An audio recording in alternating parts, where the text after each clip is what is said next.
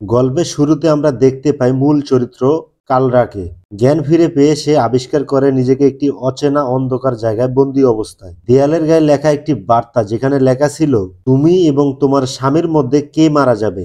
তখন কালরার হৃদয় আতঙ্কে কেঁপে ওঠে। সে বুঝতে পারে কুখ্যাত ক্যালেন্ডার কিলার তাকে কিডন্যাপ করেছে। ঠিক তখনই পেছন থেকে এক রহস্যময় কণ্ঠস্বর শোনা যায়। সেই কণ্ঠস্বরটি ছিল কিলারের। কিন্তু সে কালরাকে তখন আক্রমণ করে না। তারপর এই দৃশ্য কেটে যায়। এরপর পরিচয় করিয়ে দেয়া হয় জুলিয়ান নামের এক ব্যক্তির সঙ্গে। সে বাড়ি থেকে কল সেন্টারের হয়ে কাজ করত, যেখানে বিপদে পড়া মেয়েরা সাহায্যের জন্য ফোন করত। একদিন এক মেয়ে ফোন করে ভয় পাওয়া কণ্ঠে জানায় কিছু বখাটে ছেলে তাকে ফলো করতেছে। জুলিয়ান তখন ওই মেয়েকে পরামর্শ দেয়, কাছের কোনো স্ট্রিট লাইটের নিচে দাঁড়াও, যেন আশেপাশের মানুষ তোমাকে দেখতে পায়। যদি পাশে গাড়ি থাকে হর্ন বাজিয়ে দাও, যাতে লোকজন বাইরে বেরিয়ে আসে। মেয়েটি তার কথা শুনে গাড়ির হর্ন বাজায়, আর সাথে সাথে ছেলেগুলো পালিয়ে যায়। জুলিয়ানের বুদ্ধিমত্তায় মেয়েটির জীবন বাঁচে।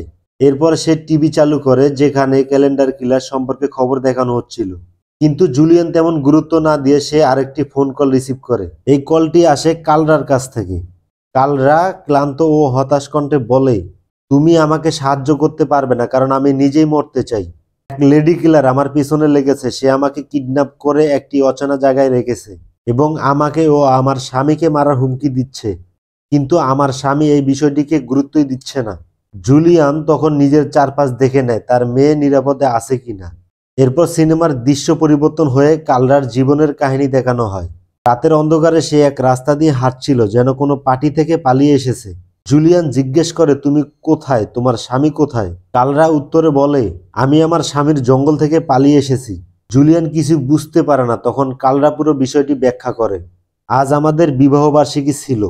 আমার স্বামী আমাকে এক বড় রেস্টুরেন্টে ডিনারে নিয়ে যায়। আমি খুশি ছিলাম, কিন্তু ভয় পাচ্ছিলাম, কারণ সে খুব রাগী এবং মাঝে মধ্যেই আমাকে মারধর করে।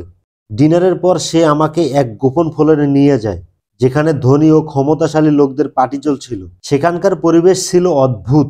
এরপর কালরার ভয়ঙ্কর অভিজ্ঞতা শুরু হয়। আমার স্বামী আমাকে এক গ্লাস পানি দেয়। ওই পানি খেয়ে আমি দুর্বল হয়ে যাই। আমি নড়াচড়া করতে পারছিলাম না। এরপর তার বন্ধুরা আমাকে ধরে টেবিলে বেঁধে ফেলে। সবাই মিলে আমার উপর নির্যাতন চালায়, আর আমার স্বামী চুপচাপ বসেছিল, কারণ সে এর বিনিময়ে টাকা পাচ্ছিল। কথা বলতে বলতে কালরা কান্নায় ভেঙে পড়ে। কিছু সময় পর যখন তার শরীরে সামান্য নিয়ন্ত্রণ আসে, তখন সে পালিয়ে যায়। কথা বলতে বলতে কালরা গাড়ির ভেতরে বসে পাইপের মাধ্যমে ধোঁয়া ভর্তি করতে থাকে, যাতে শ্বাসরুদ্ধ হয়ে মারা যায়।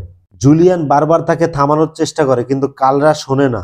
ঠিক মৃত্যুর আগ মুহূর্তে সে তার মেয়ের কথা মনে করে।